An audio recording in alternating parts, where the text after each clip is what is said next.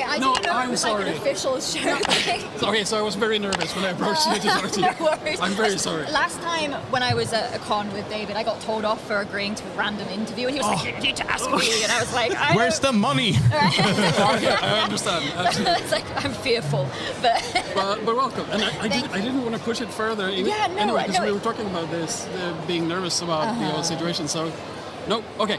So he doesn't want to go. Okay, we know. We will not mess around with this. Let's leave her alone. we'll make it happen. It just might be a terrible interview, but you've been warned. You've been warned. Do I need to take my ears off for the? I don't know. You can always try with ears. Oh, Can you hear us? oh yeah, that's weird. Is it too loud? No. It's fine? I just haven't. Oh, that's strange. Yeah. We come really close. Yeah, I haven't experienced the headphones. Oh, okay, yeah, okay. I get used to And it. you also hear yourself? Yeah, I might be yelling. That might be the problem. That's the worst part. You get used to it. You're gonna get some instructions from me now. Okay. We have the same name, so it's Rasmus and Rasmus. He's the gorgeous one, and I'm the old one. Don't. Yeah, I will do that. To get the microphones sounding right, you need to be pretty close. Very like close, yes. we say that our mustaches need Yeah, to tangle the to mustache. touch. So if you don't have one, just be as Unfortunately, close. I don't have that test. Oh, we have one you can borrow here. Actually. A guest mustache.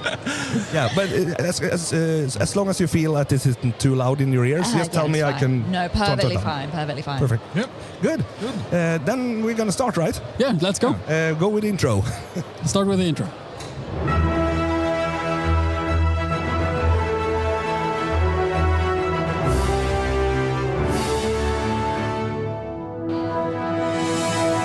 So, welcome back to the Superhjälteklubben in Swedish, but we do this in English now because we have our first international guest of the week, the weekend. And I want to welcome Zoe Thorogood. Hello. Hi, Zoe. Hey. Hi. How are you feeling? Good. I always do this thing though when I get to a con immediately and I get the zoomies. You know when dogs run around in circles for a while. So I'm kind of still in that like overhyped, like, Oh, shit. there's people everywhere, there's things happening phase. So you've caught me at kind of the most hyped moment. That's perfect. That's absolutely perfect. Keep it going. It's kind of what we are all the time. Okay. Yeah, exactly. Yeah, a little We're bit. used to the fandom. Yeah, when we go, A little bit of chaos. Yeah, running around. we should do one in the end of the con when everyone is just super dead. Exhausted and super hateful. cynical. I want to kill everyone right now. Yeah, exactly. How long have you been here? Did you land yesterday? Or? Yesterday, yeah. Okay. So only a day. So you haven't gotten the time to see Stockholm or Kista? Well, I was here 6 years ago. I lived here for a while with an ex-partner of mine. Oh, you so did? I've been in Stockholm quite a while, but not for a long time. But no, Okay. I've spent a long time here.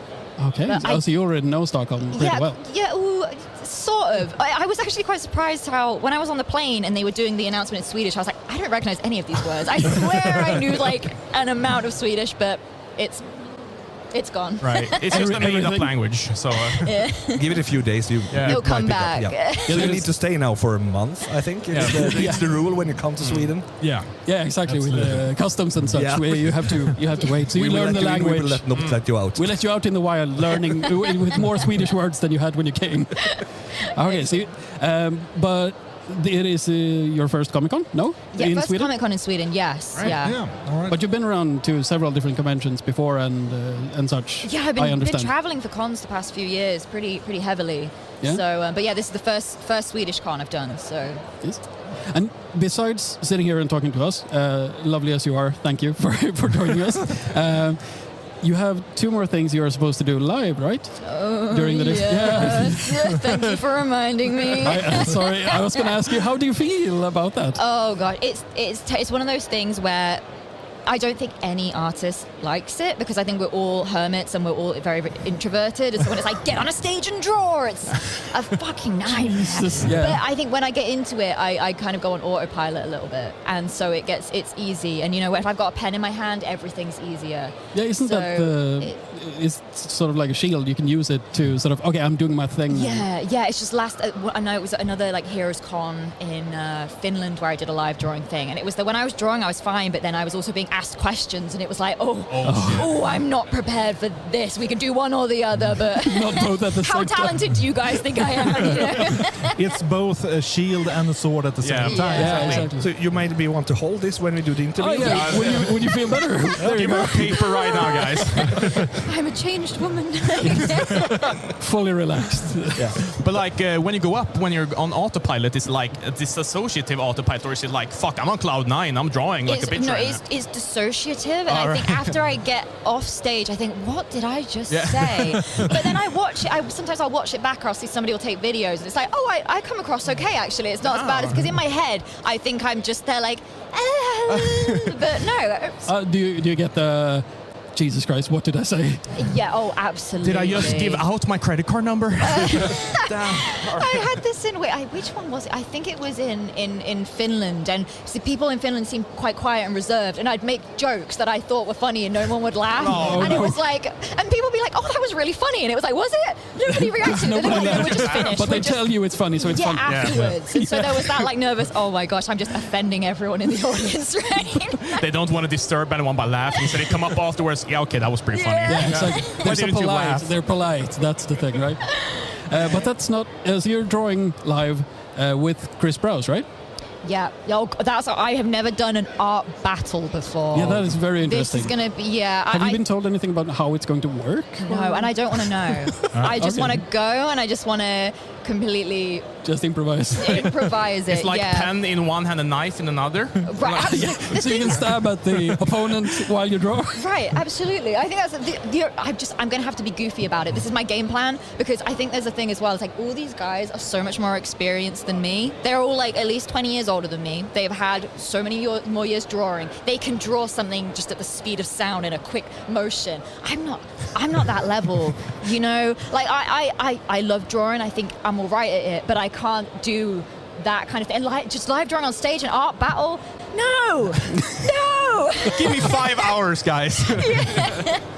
But I think it's cool that you do it either way. Oh yeah, You it'll be sort fun. of No, go- it will be fun, and I'll make it a fun experience. But dreading it in the back of my mind, but it will be fine. You'll think about it in 20 years, like, oh, I remember that one time I drew a frog in Sweden while I was fighting. But there is also one more thing you're supposed to do, which is you're going to talk. I don't remember the name of your talk that you were supposed to do. Something about At 3 o'clock, right?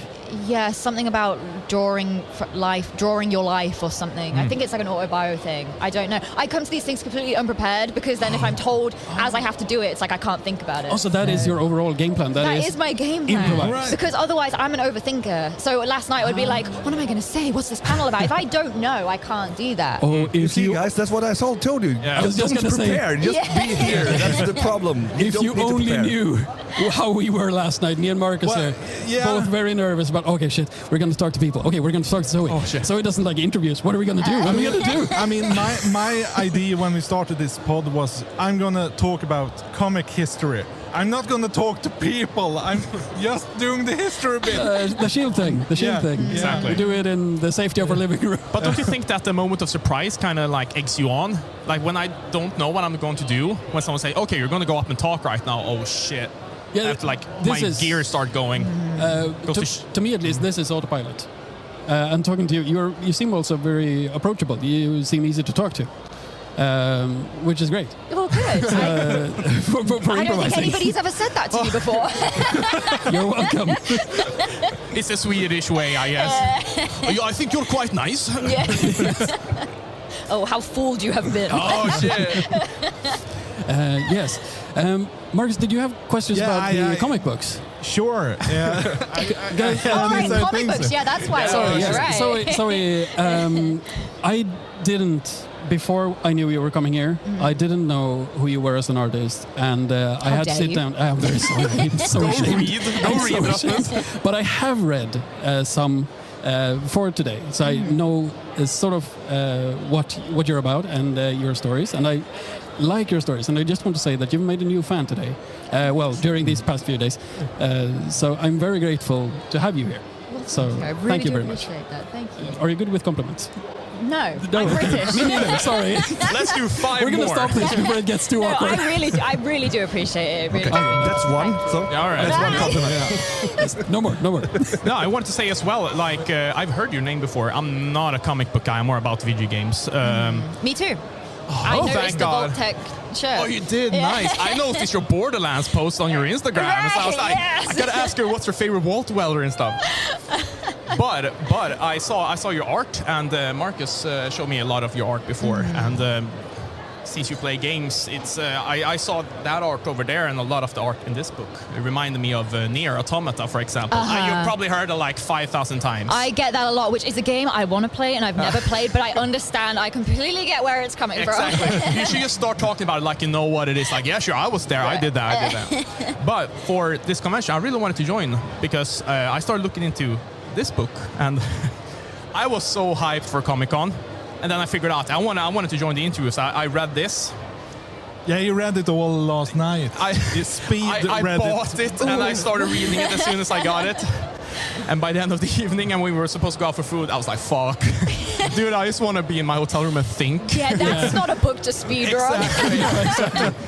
I started reading it again. I was like, fuck. Am I the problem? I don't want to say relatable because you hear that all the time.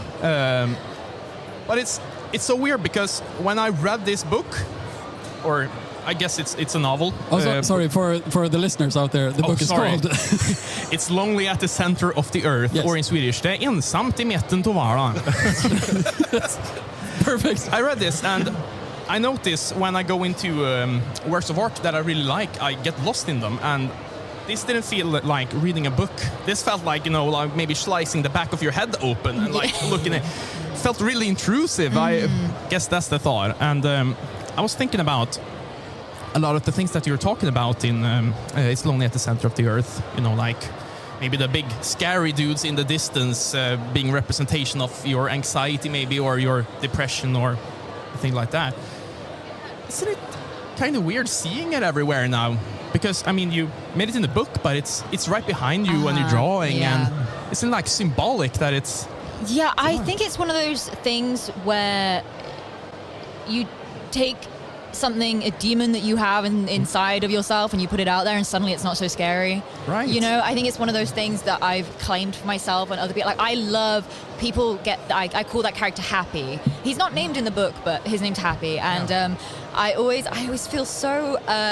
There's a certain, I don't know if joy is the right word, but there's quite a few people that have happy tattoos or that draw their own versions of happy and stuff. And I think it's just become this really nice way of putting that demon on the outside and making it a bit goofy and just like, this is a part of me. Here it is, full display. And that's something that's ended up meaning a lot to me. That I didn't know was going to come from it from the first times I was drawing him, but yeah. No, because it's not a physical thing, so you can't drive your knife into it. But I guess you can draw it and point your fingers at it. And Exactly. Isn't that sort of making it a physical thing? You can see it now. Right, just personified, you can eat the paper. Yeah, you can always get the paper if you need to. Right. Yes. Marcus, you had several questions prepared, right? I was thinking about when you did that book contra when you worked on Hack. Is it Hack Slash? Hack Slash. Hack, yeah. Right. What's the biggest difference when you do it for yourself and you do it when there's a fan base? So I think with Hack Slash, I was quite lucky with the original creator, Tim Seeley, basically said, do whatever you want. He wanted it to be like kind of a year one sort of like prequel. So there was not really that much expectation. I think that I had to do some little tricks to kind of make it fit in the canon, but it was pretty easy because it was a prequel. I pretty much free reign. But yeah, it was more weird going from a really depressing personal autobio to Tits and Gore the book. Oh, hell yeah. I heard gore. Yeah. I'm gay. But isn't that also...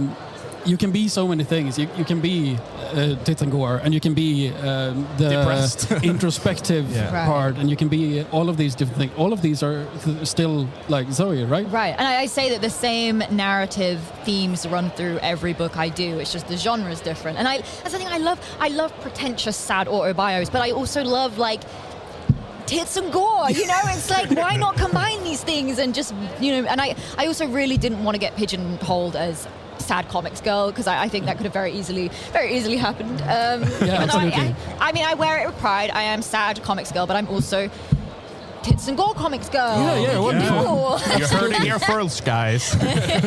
Sounds like a new superhero. Yeah. And also with because you did Life is Strange, the comic book. Yeah. And so I read them in the order. I started with Life is Strange. I then read about Billy. I forget the title right now. The I'm very Impending sorry. Blindness of Billy Scott. Thank you very much. I am It's such a awful professional. title.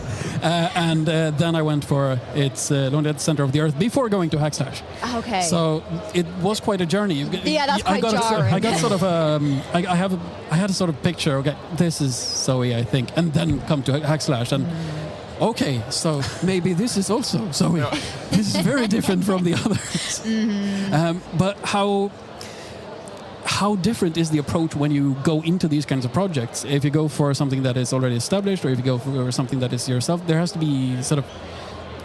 If your game plan before was improvise, how do you face it with the same sort of improvisation, or how do you do such a thing? So I struggled with Life is Strange. I struggled with that project because, I mean, I'm a massive fan. I've been a fan since the first game came out when I was about 15. I've been obsessed with that franchise. Incredible game. But yeah, absolutely.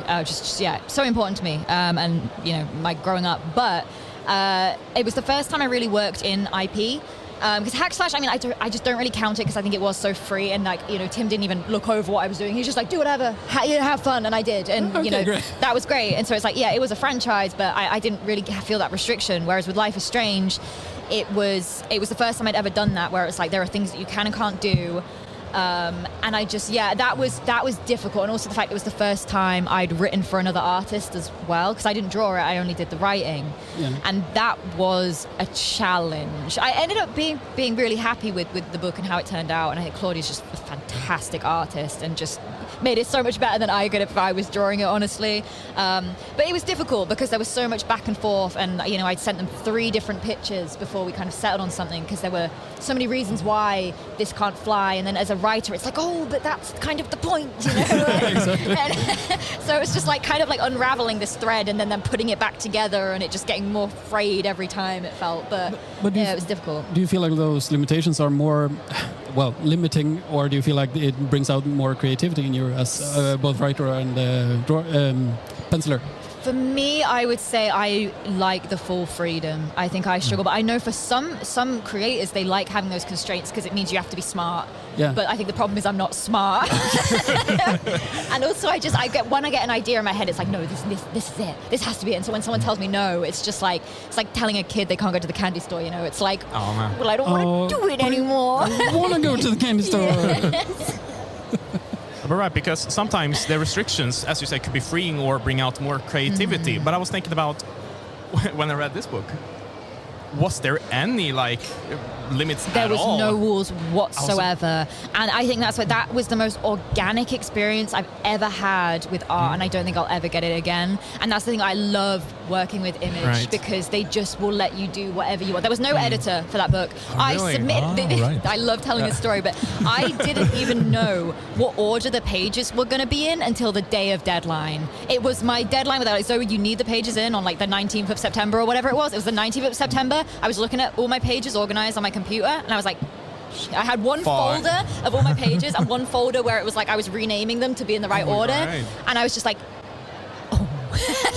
But I was thinking this goes into some other things, because like you're working on your PC, right? I saw you were using Windows 10 in the book here. So shout out Windows 10. Shout out Windows 10, Microsoft. Sponsored, Thank you. But it's also the same computer as your gaming computer, or So are you playing Isaac on your computer? So I play Isaac on PlayStation. Oh, okay, thank God. Yeah. I don't think I could ever finish a project if I had like my project on my PC and then Binding of Isaac on the same PC. See, I used to be a PC gamer, but then when I started working professionally and I was on my computer, I mean, I draw by hand, but I spend a lot of time on my PC, like, you know, coloring or whatever. Right. It's like the last thing I want to do in the evening is sit at my computer. Yeah. So then I transferred to being a, you know, PlayStation But person. But, that's Yeah, interesting. moving to the couch, yeah. Yeah, because it's the separate. You need the separation Yeah, because absolutely. I can't live at my desk. You know, I go insane. But you draw what's it's called analog, and you color digital. Yeah. So I call it my caveman tendencies. I need to feel pen in hand on paper. Like, I need that as an artist. That's just like that's what fuels me. But yeah, when it comes to coloring, just like coloring by hand just takes so long. You can't make mistakes. I'm not a good colorist, so it's like I need that ability to undo. I do love screen toning by hand though, like traditional. Like some of the pages in It's Lonely are all done by hand with no edits. Some of the black and white pages are just completely like that's what it looks like in real life. Okay. But yeah, the colors are digital because I do not trust myself. That's interesting. You do have a background in video game art. Yeah, I did concept art very briefly. I used to want to be a concept artist. I used to want to work in video games. I know it's blasphemous, but I love video games more than comics. It's just that's always been my thing. But I started working in games very briefly, and it was one of those things where it's like, oh, I like concept art because I like telling a story. And when you're working at a company, you know, and then Microsoft comes back to you or Sony or whoever, and they're like, no. Remove that. We don't like. No, we want big buff man number 335. You know, and it's like that. Just you know, it's such a. I mean, in indie games, I know it's different, and I'm sure the environment's different now to what it was. You know, 9 years ago, however long ago that was. Now I'm getting old, but yeah. You're 1 year older than me. You're 1 year older. Don't give me the. Yeah, he's the younger one. But yeah, it just it was not the creative environment I wanted, and I just think I'd realised, storytelling is where my heart was, and I always loved making comics. It was just one of those things where I thought, how do you even get into that, you know? But then after working in games for a bit, I thought I need to try this. I need to just make it happen, and I looked out. So how did you make that transition happen? So I went to university to do a master's degree, but I didn't show up once. I did it for the student loan. Oh, so I could live in my room. I lived Money. I lived in my room for because I was broke as shit. I lived in my room, my student room, tiny student room. There wasn't even a desk in there because it was that small. It was just a bed, and there was a little table at the end of my bed. So I drew pretty much my first book on the edge of my bed with a desk and not even an artboard. It was that tiny. But yeah, I lived in my room. I didn't go to class once, and I just made my first book, and that's how I did it. Still paying off that loan, but it worked out. So you know, If you sell enough prints here today, you might get there as well. Exactly. But you said storytelling. Like, are you more interested in storytelling, like telling someone else's story, or do you really want to tell yours? I guess you can tell your own story through others by the illustrations you make, but. Would you rather like make your own stories? Yeah, I am very much a cartoonist through and through. I have drawn for other people. I've written for other people, but there's just such a symbiotic thing with comics with me. You know, it's art and writing together, and that's where I feel most free and fulfilled. And I love that feeling of writing and drawing at one. It's just that's what does it for me. And the thing with like a lot of storytelling is that you can like make it compact. For example, if you have like video game novels, for example, where you can choose your own adventure, you could bring like a novel of this sort, and maybe you can bring player choice into it, and you can make this whole sprawling universe. I'm just telling. Don't give me ideas. Okay, so here's one. No, but I keep getting inspired by the fact that. Let's say, for example, you go to someone's house, you're looking through, maybe they've died or something, you're looking through all their stuff, and like their entire world expands. And I'm so inspired by, you know, if I would have just met you here, I wouldn't think much about it, like, oh, there's a person. But then I read the books and I see, you look online and you see like, holy shit, inside this one person, there's an entire... A little universe. Bigger universe. You had really quite a night. Yeah, Very introspective, right? Exactly. I should have read this once, not twice, but... Yeah, you're just And doing it to yourself at that point. Exactly. Like, that's Just give me self-inflicted 5 more minutes. suffering. Just give me 5 more minutes. One more time. Okay. Yeah, sure. Yeah. Yeah, we have a 2-minute warning, but Yes. I wanted to ask you one question because these guys are better in English than I am. But I was like, when did you start drawing? Like, were you a child of drawing? Like, did you start early? No, I think my story is quite different to most artists. I wanted to be a writer. I wanted to be a playwright, actually. I love theatre. I used to want to write plays. And I only really fell in love with art a bit later in life. It was about when I was like 14. I think I really fell in love with drawing, but I was so bad at it. My teachers would beg me to stop. It was terrible, but I was so passionate about it, and I just kept going. And then I got good, as anyone does if you continue with something. I don't think talent is real. I think I'm living proof of that.